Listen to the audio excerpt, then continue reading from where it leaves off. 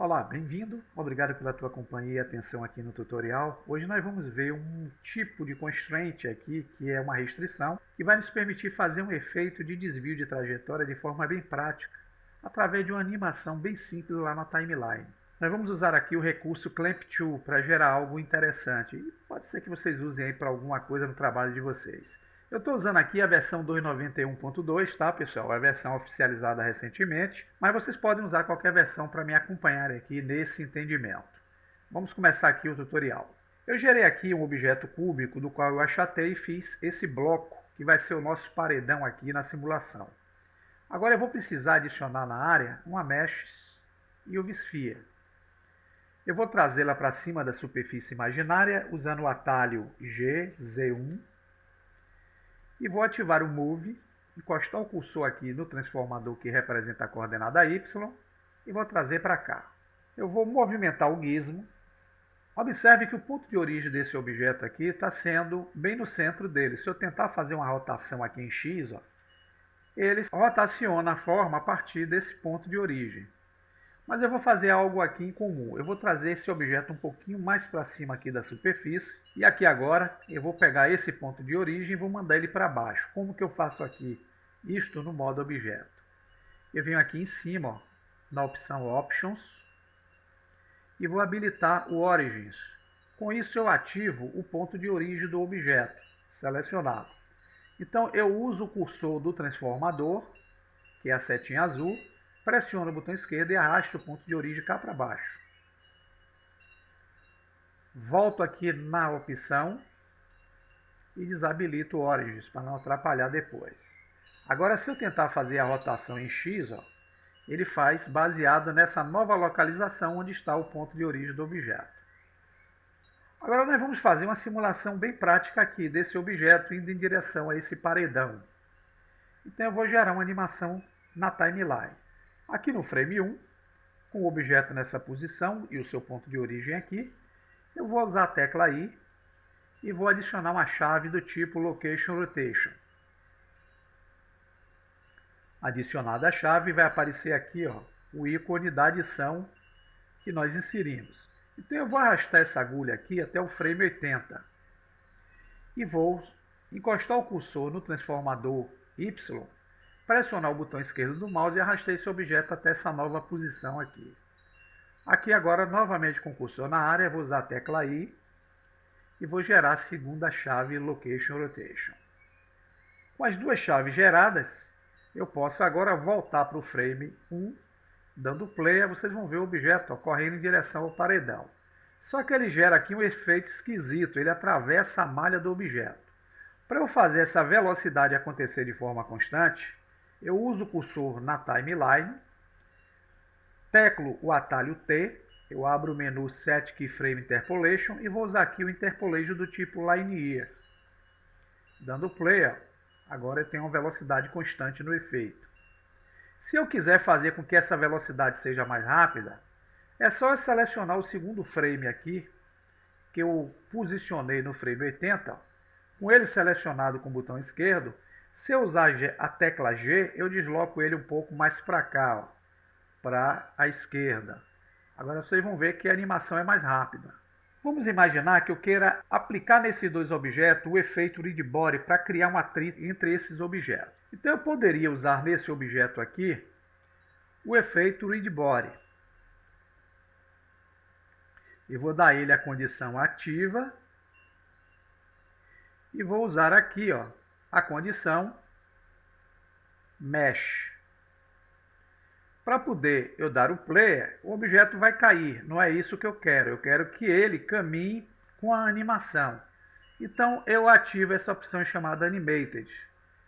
Então o objeto tem o efeito Read Body, mas ele vai caminhar pela animação que eu gerei na timeline. Agora eu quero selecionar esse objeto e quero que ele seja um objeto de impacto. Então eu dou para ele aqui a condição ativa e uso o Shape com a condição Mesh. Porém, como eu quero que ele seja um objeto que sofra o impacto do outro, eu venho mais embaixo e na opção Dynamics eu ativo essa opção chamada Deactivation, que é, na verdade, a desaceleração do objeto no efeito. Vou abrir e mais embaixo eu vou ativar o Start. Eu sou péssimo em inglês. Então vamos ver agora que quando o objeto colide e bate, ele empurra esse objeto. Até aí temos uma simulação interessante do Readbody. Imagine que eu quisesse fazer um efeito aqui, provocando o desvio desse objeto aqui, nesse momento que ele estivesse chegando próximo. O que é que eu poderia fazer aqui para gerar isso? Eu poderia simplesmente gerar chaves desviando o objeto aqui pela timeline. Mas existe um modo bem prático da gente proceder, usando aqui a restrição, que é o Clamp Tool, e vamos ver como isso funciona. Nós vamos adicionar na área um objeto do tipo curva. É necessário uma curva, tá, pessoal? Vamos usar aqui o Patch. Vamos usar o S de escala para aumentar essa curva. Vocês vão ver que existe aqui uma reta, ó, que é uma curva. Mas nós vamos rotacioná-la pelo eixo Z para fazer com que essa reta aponte na direção desse objeto aqui. Então vamos usar o RZ 90. Pronto. Vamos usar o S de escala para diminuir um pouquinho a extensão dele. Se nós aproximarmos, vocês vão ver que entrando com essa curva no modo Edit Mode, ele tem uma linha formada por vários segmentos. E se eu selecionar o do centro, ativando o Move, encostando o cursor aqui na setinha azul, que é a coordenada do eixo Y, nós vamos selecionar a setinha azul e trazê-la para cima, fazendo com que essa linha, pessoal, ó, ela faça essa curvatura como se estivesse passando por cima desse obstáculo. Se voltarmos à nossa Object Mode, vocês vão ver que eu tenho uma linha fazendo aqui uma trajetória. Dando play, nada vai acontecer porque eu tenho uma animação e não tenho o efeito desse restritor sobre a cena. Então, para gerar o efeito de desvio aqui, de rota, é simples. Eu posso selecionar a esfera e aplicar nela o restritor, que é denominado Clamp Tool. Só que eu tenho que definir aqui quem é o alvo para a restrição. Eu vou precisar usar a curva que eu gerei. Então eu seleciono o conta-gotas e clico sobre a curva. De imediato, o que vocês vão ver é a esfera se posicionando logo aqui no princípio da curva. Dando play, nós vamos ter algo parecido com isso. A esfera fazendo esse movimento e passando por cima do obstáculo.